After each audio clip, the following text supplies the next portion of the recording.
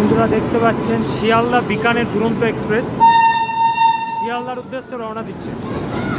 Sorry, ভুল বললাম, শিয়ালদা বিকানের দুরন্ত এক্সপ্রেস বিকানের উদ্দেশ্যে রওনা দিচ্ছে। দেখতেই পাচ্ছেন এসি দুরন্ত এক্সপ্রেস।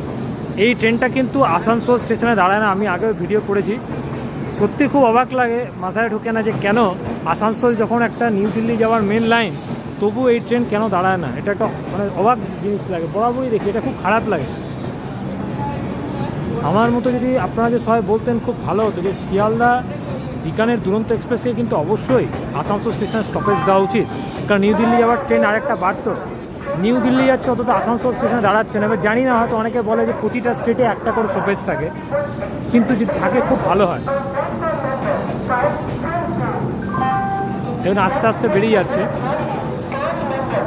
আগে যখন আমরা দেখতাম যে হাওড়া নিউ দিল্লি রাজধানীও কিন্তু এরকম করে বেরিয়ে যেত, সেটা পরে স্টপেজ পেয়েছিল এবং আশা করছি আগামী দিনে, আজ না হোক, শিয়ালদা বিকানের দুরন্ত এক্সপ্রেস কিন্তু স্টপেজ পাবে আসানসোল স্টেশনে। কারণ এসি দুরন্ত এক্সপ্রেস অনেক মানুষ আছে যারা একটু খরচা বহন করতে পারেন, তাদের জন্য একটু সুবিধা হতে পারে। ফুল এসি ট্রেনের খুবই ভালো ট্রেন এসি দুরন্ত এক্সপ্রেস। ফেয়ারটা বেশি, অবশ্যই ফেয়ারটা বেশি, কিন্তু তবুও আস্তে আস্তে দেখতে পাচ্ছেন বেরিয়ে যাচ্ছে।